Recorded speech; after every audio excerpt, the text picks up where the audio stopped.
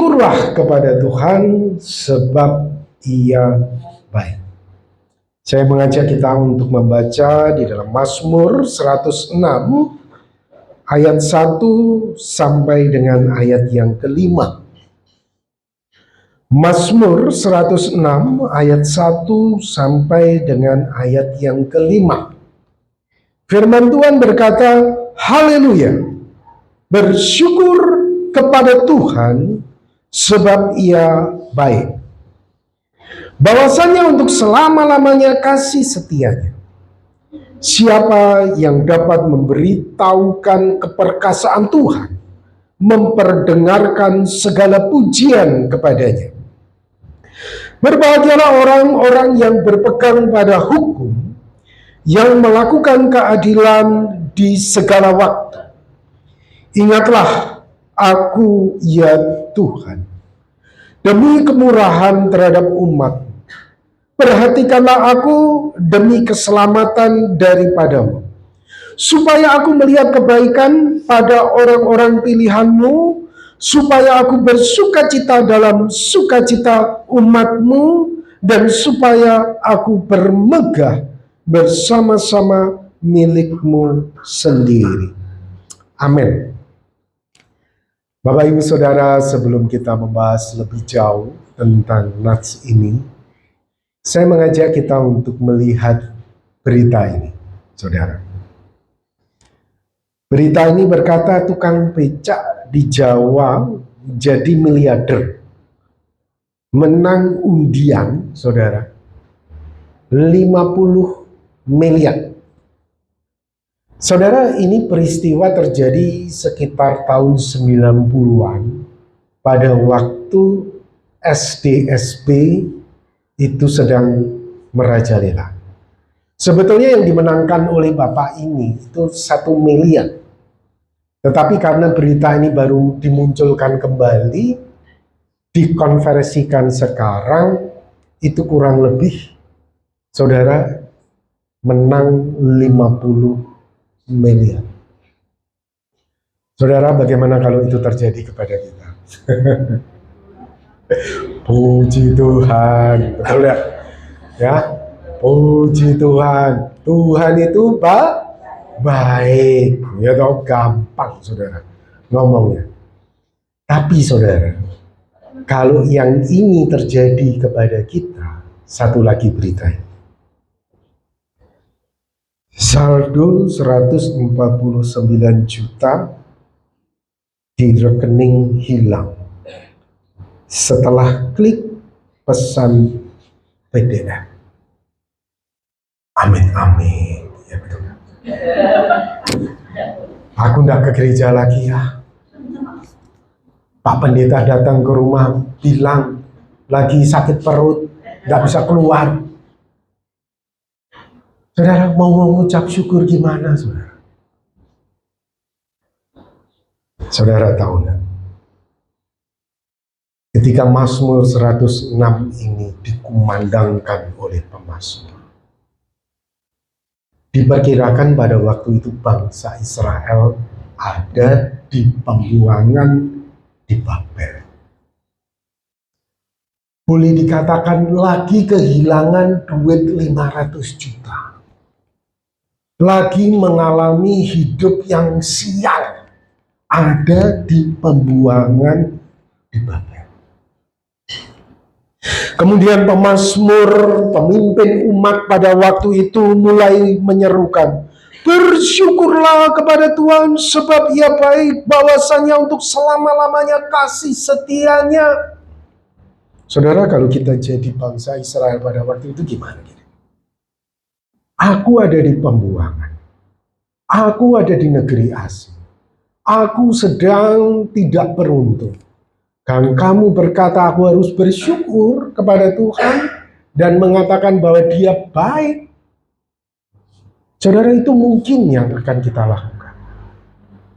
Namun luar biasa, pemimpin pemazmur ini mengajak umat Israel untuk tetap bersyukur.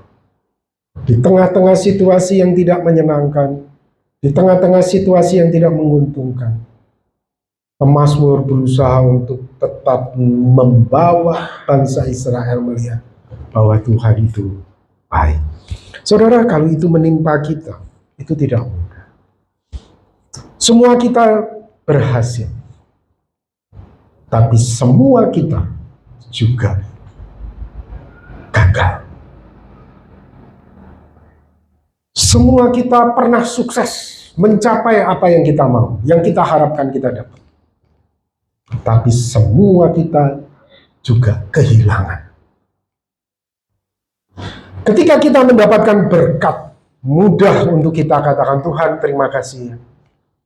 Tapi ketika kita ini lagi Tuhan izinkan berada di pembuangan, sulit tentunya bagi kita. Dan saya juga secara pribadi, itu sulit untuk berkata, Tuhan, Engkau itu baik, itu sulit, saudara.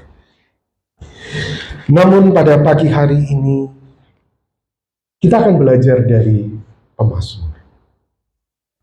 Bagaimana di tengah-tengah masa yang sulit, kita itu masih bisa bersyukur dan melihat bahwa Tuhan itu baik. Bagaimana kita bersyukur bahwa Tuhan itu baik di tengah situasi yang tidak menyenangkan. Saudara, hari ini mungkin engkau ada di dalam situasi yang engkau tidak inginkan. Mungkin itu dalam keluargamu, dalam pekerjaanmu, dalam lingkungan sosialmu. Bagaimana kita masih bisa bersyukur dan melihat Tuhan itu baik. Saudara, kita akan belajar itu dari pemazmur. Ya. Sebelum kita membahasnya lebih jauh, kita perlu tahu garis besar dari Mazmur 106 ini. Saudara, garis besar dari Mazmur 106 ini adalah yang pertama, ajakan untuk bersyukur kepada Allah. Dan yang kedua, di situ pemazmur melakukan pengakuan dosa terhadap dosa-dosa yang dilakukan oleh bangsa Israel, mulai dari pada waktu dibawa keluar dari Mesir, di padang gurun, bahkan sampai ke Kanaan. Kemudian pemazmur juga berbicara tentang sejarah ketidaktaatan dari bangsa Israel. Namun di tengah-tengah ketidaktaatan bangsa Israel, Allah itu tetap setia kepada bangsa Israel. Dan kemudian diakhiri dengan doa untuk pemulihan. Kalau kita baca di dalam ayat 47 sampai 48, di situ di tengah-tengah pembuangan itu, pemazmur berdoa, Tuhan kumpulkanlah kami kembali ke Yerusalem. Bawalah kami di tengah-tengah situasi yang tidak menyenangkan ini untuk kami bisa kembali ke Yerusalem. Saudara, pada intinya Mazmur 106 ini adalah pemazmur mengakui dan menyadari Israel sebagai orang berdosa. Tetapi Tuhan senantiasa menunjukkan kasih setia dan menyelamatkan mereka. Itu inti dari Mazmur 106. Nah, saudara, bagaimana kita masih bisa bersyukur di tengah-tengah situasi yang tidak menyenangkan di dalam hidup kita?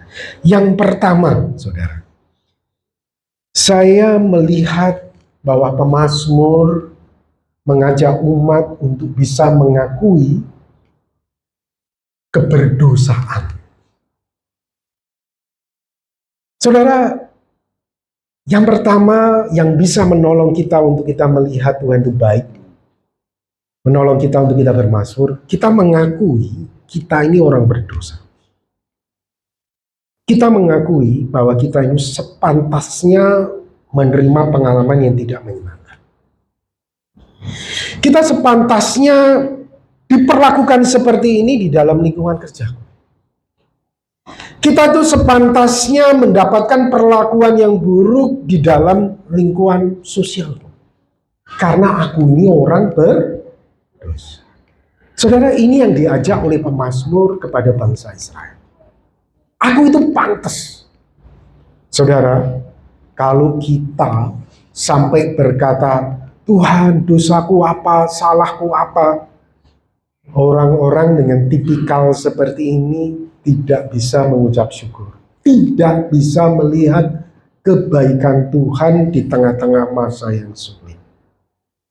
Saudara kalau baca di dalam Mazmur 106 ayat yang 6-7, kami dan nenek moyang kami telah berbuat dosa, kami telah bersalah, telah berbuat fasik. Nenek moyang kami di Mesir tidak mengerti perbuatan-perbuatanmu yang ajaib, tidak ingat besarnya kasih setiamu, tetapi mereka memberontak terhadap yang maha tinggi di tepi laut teberau. Saudara, kunci yang pertama adalah kita mengakui kita orang berdosa, dan sepantasnya Tuhan izinkan kita mengalami pengalaman yang tidak menyenangkan ini. Saudara, Daud pernah alami itu. Anaknya sendiri, Absalom, ngejar dia untuk membunuh dia, merebut kekuasaan dari dia. Kemudian keluarga dari Saul, yaitu Simei, mengutukin Daud, terkutuk kamu, syukur kamu mau dibunuh oleh anakmu sendiri. Kemudian Abisai berkata kepada Daud, Raja, kubunuh saja Simei. Tapi saudara, apa jawab Daud? Saudara kalau baca di dalam 2 Samuel ayat 16, ayat 9-10, di situ dikatakan, lalu berkatalah Abisai, anak Zerusa kepada raja, mengapa anjing mati ini mengutuki tuanku raja? Izinkanlah aku menyeberang dan memenggal kepalanya. Tetapi kata raja, apa urusanku dengan kamu, hai anak-anak Zerusa? Biarlah ia mengutuki, sebab apabila Tuhan berfirman kepadanya, kutukilah Daud. Siapa yang akan bertanya, mengapa engkau berbuat demikian? Saudara, ketika Daud mengalami masa yang sulit, masa yang tidak menyenangkan, dikutukin oleh Simei, Daud bisa melihat dirinya, aku ini orang berdosa. Mungkin memang Tuhan itu sudah berfirman kepadanya, kutukilah Daud. Saudara, kesadaran yang sama yang seharusnya kita miliki ketika kita berhadapan dengan situasi yang tidak menyenangkan di dalam hidup kita. Aku ini orang yang berdosa. Aku itu pantas. Aku itu layak menerima semua ini. Saudara, ketika kita lakukan hal itu akan menolong kita untuk kita bersyukur. Untuk kita bisa melihat kebaikan Tuhan di tengah-tengah situasi yang tidak menyenangkan. Ayub, saudara, mengalami penderitaan yang banyak. Hartanya hilang dalam sekejap. Anaknya mati dalam seketika. Ada bisul. Dia merasa terhina oleh teman-temannya dan lingkungan sosialnya.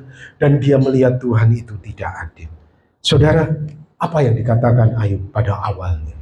Kalau saudara baca di dalam Ayub 7 ayat yang ke-20. Kalau aku berbuat dosa, apakah yang telah kulakukan terhadap engkau, ya penjaga manusia? Saudara, awalnya Ayub berkata, apa salahku Tuhan?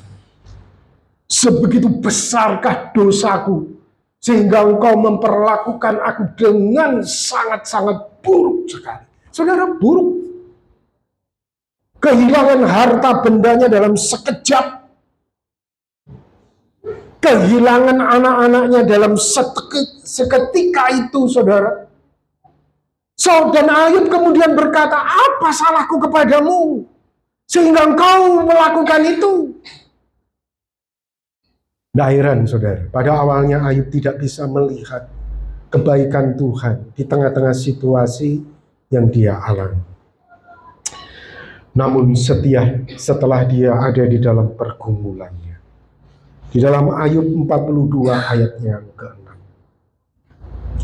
Ayub dengan menyesal dia berkata, sebab itu aku mencabut perkataanku, dan dengan menyesal aku duduk dalam debu dan abu. Saudara, ketika Ayub ini mengaku dirinya sebagai orang yang berdosa, Tuhan, aku layak dan pantas Engkau izinkan mengalami semua hal yang tidak menyenangkan. Justru saudara, pada waktu itu hati Tuhan itu terenyuh. Dan di situ justru Tuhan akhirnya memulihkan Ayub, memulihkan hartanya, memulihkan keluarganya, mengembalikan anak-anaknya, saudara.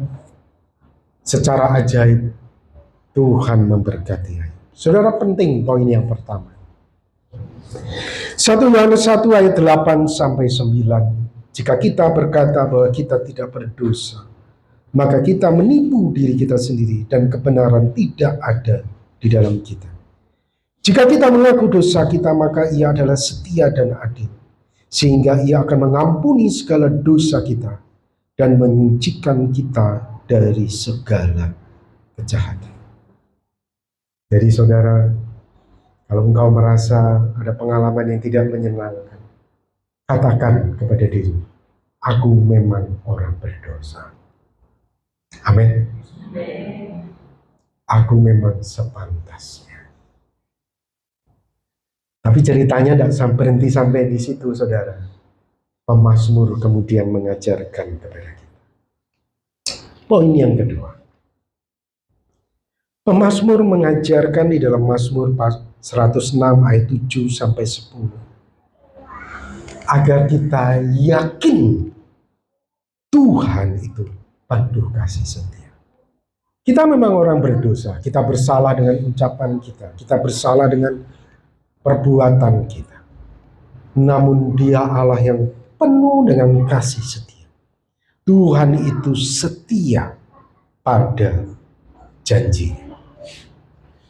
Kita baca Mazmur 6 ayat 43 sampai 45. Mazmur 106 ya. Banyak kali dilepaskannya mereka, tetapi mereka bersikap memberontak dengan rencana-rencana mereka. Tenggelam dalam kesalahan mereka, namun Ia menilik kesusahan mereka. Ketika Ia mendengar teriak mereka, Ia ingat akan perjanjiannya, karena mereka dan menyesal sesuai dengan kasih setianya yang besar. Saudara, yakin di tengah-tengah kita ini dalam situasi yang tidak menyenangkan, Dia Allah yang setia dengan janjinya. Alkitab kita banyak janji-janji Tuhan. Kita yakini janji-janji Tuhan itu, Bapak Ibu Saudara. Kita yakini memang aku lagi sial nih. Tapi Alkitab menjanjikan janji-janji yang luar biasa. Kita bertobat dan kita yakin dengan janji-janji itu. Ini salah satu janji ya. Matius 6 ayat 26. Pandanglah burung-burung di langit yang tidak menabur, tidak menuai, tidak mengumpulkan bekal dalam lumbung, namun diberi makan oleh Bapamu yang di surga. Bukankah kamu jauh melebihi burung-burung itu? Oh, burung aja dikasih makan. Apalagi aku, istri, dan anak-anak. Amin. Pegang janji itu. Yakini di tengah-tengah situasi yang tidak menguntungkan tadi, Tuhan berjanji. Dia pasti akan menggenapi. Ini janji Tuhan yang lain, saudara. Yesaya 46 ayat yang keempat. Sampai masa tuamu aku tetap dia, dan sampai masa putih rambutmu aku menggendong kamu. Aku telah melakukannya dan mau menanggung kamu terus. Aku mau memikul kamu dan menyelamatkan. Mungkin kita yang berkata, oh anakku kok tidak pernah nelpon lagi ya, tidak pernah jenguk lagi. Ingat janji ini. Tuhan, Engkau kan sudah berjanji sampai masa tuaku, Engkau tetap menggendong aku. Wow, saudara. Tuhan itu kalau berjanji, Dia pasti akan menemani. Pegang itu, yakini itu. Yang ketiga, saudara, apa yang pemazmur ajarkan? Agar kita mampu bersyukur kepada Tuhan dan melihat bahwa Tuhan itu baik. Yang ketiga, Pemazmur mengajak Israel untuk mengajukan permohonan pada Tuhan. Tuhan pasti beri yang baik bagi kita. Coba kita lihat ayat 4 dan ayat 5. Ingatlah aku, ya Tuhan, demi kemurahan terhadap umat. Berhatikan aku demi keselamatan daripadamu. Supaya aku melihat kebaikan pada orang-orang pilihanmu, supaya aku bersuka cita dalam sukacita umatmu, dan supaya aku bermegah bersama-sama milikmu sendiri. Kemudian ayat 47, saudara, selamatkanlah kami, ya Tuhan Allah kami. Kumpulkanlah kami dari antara bangsa-bangsa, supaya kami bersyukur kepada nama-Mu yang kudus, dan bermegah dalam puji-pujian kepadamu. Saudara, setelah kita menyadari kita ini orang berdosa, kita sepantasnya mengalami hal-hal semacam ini, dan kemudian kita yakin bahwa Tuhan pasti setia dengan janjinya, mari kita ajukan permohonan kita. Apa yang kamu mau dengan pekerjaanmu? Apa yang kamu mau dengan lingkungan sosialmu, dengan keluargamu? Kamu mau apa? Bawa itu sebagai permohonanmu kepada Tuhan. Filipi 4 ayat 6 dan 7. Jangan hendaknya kamu khawatir tentang apapun juga, tetapi nyatakanlah dalam segala hal keinginanmu kepada Allah, dalam doa dan permohonan dengan ucapan syukur. Damai sejahtera Allah yang melampaui segala akal akan memelihara hati dan pikiranmu dalam Kristus Yesus. Matius 7 ayat yang ke-11.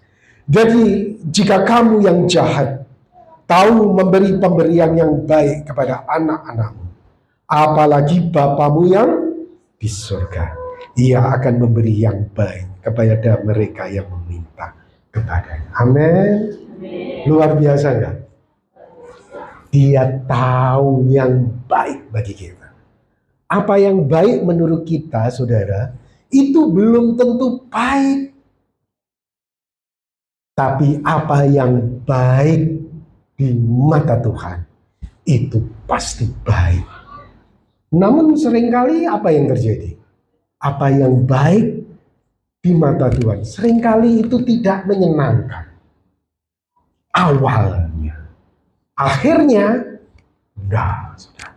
Hanya awalnya. Ikuti saja. Ikuti saja. Saudara, 3 poin ini akan menolong kita untuk kita bersyukur kepada Tuhan sebab Ia baik. Ya, akui diri kita sebagai orang yang berdosa. Sepantasnya lah kita menerima sesuatu yang gak menyenangkan ini. Yang kedua, yakini Tuhan itu penuh kasih setia. Dia pasti akan menepati janjinya. Saudara, banyak ya baca kitab. Ulang-ulang aja saudara, janji-janjinya itu ulang-ulang aja. Ya, kamu sedang keliling kerja, kok belum laku-laku ya daganganku. Ingat aja, baca. Lihatlah burung-burung di udara yang tidak menabur, tidak menanam, namun Tuhan kasih makan. Aku lebih daripada burung. Ulang-ulang saudara. Janji Tuhan itu ulang-ulang terus. Dan kamu akan melihat kebaikan Tuhan di tengah-tengah situasi yang gak menguntungkan. Ulang terus janji itu. Yakini itu saudara. Nah, heran saudara, kemudian pemazmur menyebut orang yang bersyukur. Pemazmur identikan dengan orang yang berbahagia. Ayat yang ketiga. Berbahagialah orang-orang yang berpegang teguh pada hukum, yang melakukan keadilan di segala waktu. Kamu adalah orang-orang yang berbahagia, karena kamu pegang janji Tuhan itu. Dan orang yang berbahagia, kata pemazmur, adalah orang yang berpegang pada janji Tuhan. Mazmur 119 ayat 105, firman-Mu itu pelita bagi kakiku dan terang bagi jalan. Janji-janji Tuhan itulah yang menjadi pegangan kita. Saudara, saya bersyukur mendengar bahwa gereja Metodis telah mengalami banyak hal yang senang dan juga duka. Ketika di demo, ya saudara, namun dalam perjalanannya Tuhan setia dengan janji. Amin. Dan hari ini Tuhan izinkan membangun sebuah gereja itu karena Tuhan yang setia dengan janjinya. Mazmur pasal 1 ayat 1 sampai dengan ayat yang ke-6. Berbahagialah orang yang tidak berjalan menurut nasihat orang fasik, yang tidak berdiri di jalan orang berdosa, dan yang tidak duduk dalam kumpulan pencemooh, tetapi yang kesukaannya ialah Taurat Tuhan, dan yang merenungkan Taurat itu siang dan malam. Pada akhirnya betul Bapak Ibu Saudara, di bawah kepemimpinan Zerubabel dan imam besar Yesua, bangsa Israel yang ada di pembuangan di Babel dipimpin oleh dua orang ini untuk kembali ke Yerusalem dan membangun kembali Bait Allah. Pada akhirnya Tuhan mendengar doa mereka. Puji Tuhan. Tapi Pak Robi, itu belum terjadi atas diri saya. Bangsa Israel kan akhirnya setelah 70 tahun pembuangan di Babel, akhirnya kembali. Tapi kapan Pak Robi 70 tahun saya itu selesai? Sampai hari ini belum selesai-selesai. Masalah karir juga belum selesai. Masalah ini juga belum selesai. Kapan Pak Robi selesainya? Saudara, terkadang keadaan itu memang tidak berubah. Kita berdoa, kita memohon, seolah-olah Tuhan itu jauh. Seolah-olah Tuhan tidak ada. Sedih nggak, saudara? Sedih, betul nggak? Tuhan rasanya kalau inget Daud, inget Israel itu kok teriak terus kamu itu jawab gitu. Tapi kok aku ini doa kok kamu itu nggak ada ya kayaknya Tuhan. Saudara, terkadang memang Tuhan itu izin. Namun ingat saudara, Tuhan itu berkuasa terhadap keadaanmu yang tidak berubah. Ini yang harus kita yakini. Yesaya 43 ayat 19. Ini janji Tuhan untuk kita semua, termasuk yang bicara ya saudara. Ini janji Tuhan untuk kita, Israel rohani. Lihat, aku hendak membuat sesuatu yang baru, yang sekarang sudah tumbuh. Belumkah kamu mengetahuinya? Apa yang baru? Ya, aku hendak membuat jalan di padang gurun. Aku akan buat jalan untuk hidupmu yang tidak berubah. Aku akan buat sungai-sungai di padang belantara. Sesuatu yang rasanya tidak mungkin, sesuatu yang rasanya tidak seperti yang keinginan kita. Karena apa? Padang gurunnya masih ada, belantaranya masih di depan mata. Tapi Tuhan berkata, berjanji apa? Aku membuat jalan, aku membuat sungai bagi kamu. Bagi orang-orang benar, bagi orang-orang yang takut akan Dia, bagi orang-orang yang mengasihi Dia. Lihat, aku membuat sesuatu yang baru di dalam hidup. Saudara, ini janji Tuhan, kamu pegang. Mungkin keadaanku sekarang tidak berubah Tuhan. Tapi kamu janji loh Tuhan, sesuatu yang baru. Amin. Mungkin situasiku sekarang gak berubah Tuhan, tapi Engkau berjanji sesuatu yang baru Engkau akan beri padaku. Saudara, itu yang dialami oleh Daniel, Hanaya, Misael, dan Asaria. Saudara, 4 remaja ini dimungkinkan dia keluar dari Yerusalem, saudara, sambil lehernya dirantai, kedua kakinya ini dirantai, dibawa ke pembuangan di Babel. Mungkin dia menyaksikan orang tuanya mati, dibunuh, saudara, dalam peperangan bersama dengan Babel. Dia menyaksikan Yerusalem runtuh, hancur, baik Allah rata, saudara. Sebagai seorang anak Daniel dan kawannya, mungkin kalau itu menimpa saya akan berkata, Tuhan, di mana Engkau? Engkau nggak ada. Apa yang dikatakan Yeremia, apa yang dikatakan Yesaya, aku memiliki rancangan akan masa depanmu, masa depan penuh harapan. Yang saudara, Yeremia 29 ayat 11 itu diucapkan sebelum Israel itu dibawa ke pembuangan di Babel. Kalau saya jadi Daniel, saya akan berkata, Tuhan, inikah damai sejahtera yang Kau janjikan, yang dikatakan oleh Yeremia itu, masa depan penuh cerah, penuh harapan, pembuangan di Babel seperti ini.